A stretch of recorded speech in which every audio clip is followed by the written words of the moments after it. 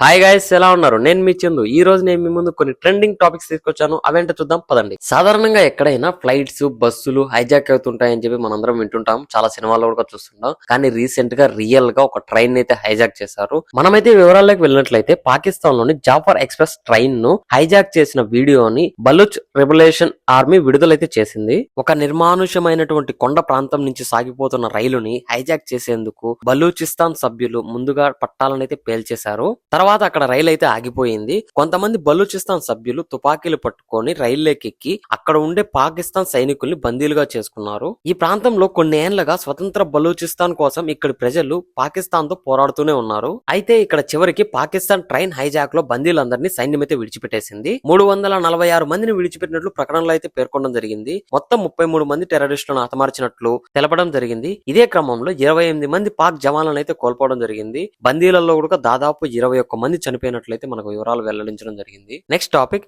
ఈ మధ్య రిలీజ్ అయ్యి బాగా ఆడిన సినిమాలలో పుష్ప 2 కూడా ఒకటి. అయితే ఈ సినిమా రిలీజ్ రోజు ఒక తొక్కిసలాట జరిగింది. ఆ తొక్కిసలాటలో శ్రీతేజ అనే పిల్లవాడు అయితే బాగా గాయపడ్డాడు. అయితే ప్రెసెంట్ ఈ పిల్లవాడి పరిస్థితి ఏ విధంగా ఉందంటే వెంటిలేటర్ లేకుండా శ్వాస అయితే తీసుకుంటున్నాడు. అయితే నాడీ వ్యవస్థ బాగా దెబ్బతినడం వల్ల మాటలు అర్థం చేసుకోలేక తన సొంత కుటుంబీకులను కూడా గుర్తించలేకపోతున్నాడు. అంతేకాకుండా శ్రీతేజ పిల్లవాడు స్పర్శ కూడా తెలియడం లేదని చెప్పి డాక్టర్లు అయితే వెల్లడించడం జరిగింది. ఈ పిల్లవాడు ఫుడ్ అయితే డైరెక్ట్ గా తీసుకోలేకపోతున్నాడు. ఈ పిల్లవాడికి నేరుగా పొట్టలోకి ట్యూబ్ అమర్చి ఎండోస్కోపిక్ గ్యాస్ట్రోస్ట్రోమీ ప్రక్రియతో ఆసుపత్రి సిబ్బంది ఆహారం అందిస్తూ ఉన్నారు. ఈ పిల్లవాడు త్వరగా కోలుకోవాలని చెప్పి మనస్ఫూర్తిగా దేవుడిని అయితే కోరుకుంటాను. నెక్స్ట్ టాపిక్, కడప జిల్లాలో కొంతమంది దొంగలను అయితే పోలీసులు అరెస్ట్ చేశారు. మనమైతే వివరాల్లోకి వెళ్ళినట్లయితే కడప జిల్లా వ్యక్తులు అంతర్రాష్ట్ర దొంగలుగా మారి దొంగతనాలు అయితే ఎక్కువగా చేస్తూ ఉన్నారు. వీరు ఉండే ఏరియా వచ్చేసి ఒంటిమిట్ట మండలం కొత్త మాధవరానికి చెందిన గురునాథం రాజు, దానయ్య వీళ్ళిద్దరు బంధువులు. వీరు రాత్రిపూట దొంగతనాలు చేస్తూ పగటిపూట ఏమో పాములాడించుకుంటూ డబ్బులు అయితే సంపాదించుకుంటారు. వీరు ఈ నెల 3వ తారీఖు అనంతపురం జిల్లాలోని కనికలులో చోరీ అయితే చేశారు.